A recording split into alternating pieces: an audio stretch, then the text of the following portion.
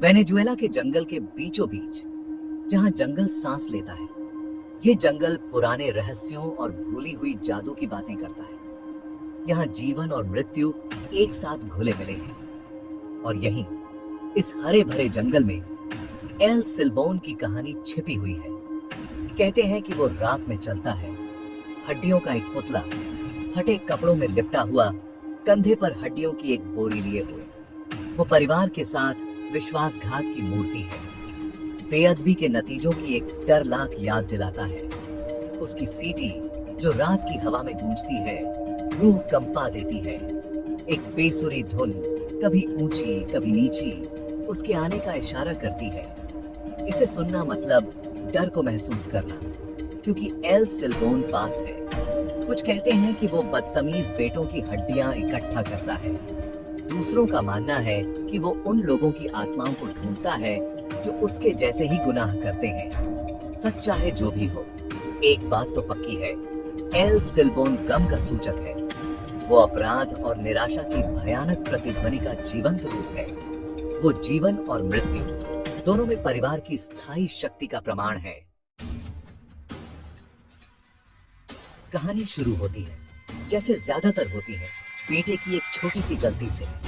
एक जवान लड़का भूख से तड़पता हुआ अपने पिता के पास गया। पेट में मरोड़ उठते हुए उसने ताजा शिकार किए हुए हिरण का थोड़ा सा हिस्सा मांगा। पिता शिकार से थका हुआ मना कर देता है। वो जोर देकर कहता है कि मांस पूरे गांव के लिए है, ये उसकी जिम्मेदारी है।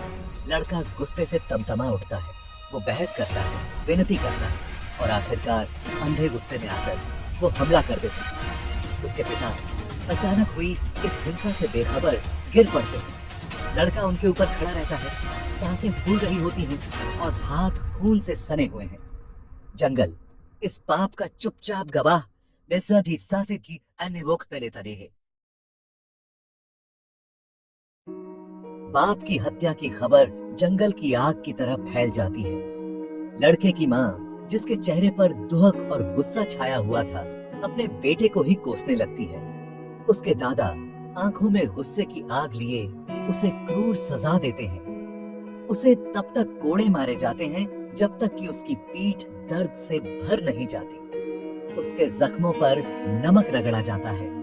हर चुभन उसके पाप की याद दिलाती है। अंत में वो उसे अपने घर से भगा देते हैं। अपने ही देश में उसे अछूत बना देते हैं। उसे बेरहम जंगल में भटकने के लिए छोड़ दिया जाता है। उसके कर्मों का बोझ उसके ऊपर एक भारी पहाड़ की तरह टूट पड़ता है। उसका दिल, जो पहले से ही अपराध बोझ से भारी था, हर गुजरते दिन के साथ और भी ठंडा होता गया। हारा हुआ और टूटा हुआ लड़का झाड़ियों में ठोकरें खाता हुआ भटकता रहा। उसे भूख, प्यास और अपने पाप की याद ने सताया हुआ था। एक रात तारों से भरे आसमान के नीचे वो गिर पड़ा। जैसे जैसे अंधेरा बढ़ता गया, उसे एक मौजूदगी का एहसास हुआ। धुएं और सड़ान से घिरा हुआ एक पुतला परछाइयों से उभरा। ये कोई आदमी नहीं था, बल्कि कुछ प्राचीन और बुरा था। इसने लड़के को एक सौदा पेश किया, उसकी आत्मा के बदले में जीवन और मृत्यु पर शक्ति। लड़का, जो निराशा में डूबा हुआ था और अपनी माँ के श्राप की गूंज से प्रेरित था, मान गया। उसका शरीर मुड़ गया, हड्डियां टूट गईं और फिर से जुड़ गईं। उसके दर्द की चीखें बेपरवाह जंगल निगल गया। अब वो रात में एल सिल्बोन के रूप में घूमता है। वो जो बोरी लेकर चलता है, उसमें कोई खजाना या कीमती चीजें नहीं हैं, बल्कि उसके शिकार की हड्डियां हैं। उसकी सीटी, जो कभी एक जवान लड़के की धुन हुआ करती थी, अब निराशा की भयानक धुन बन गई है। कहते हैं कि उसकी सीटी की आवाज आपको आपकी किस्मत बता सकती है। ऊंची आवाज का मतलब है कि आप अभी सुरक्षित हैं।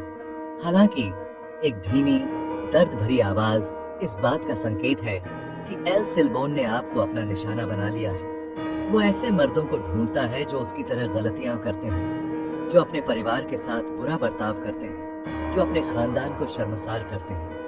वो इस बात की याद दिलाता है कि कुछ पाप कभी माफ नहीं किए जा सकते, कुछ दाग कभी नहीं धुल सकते।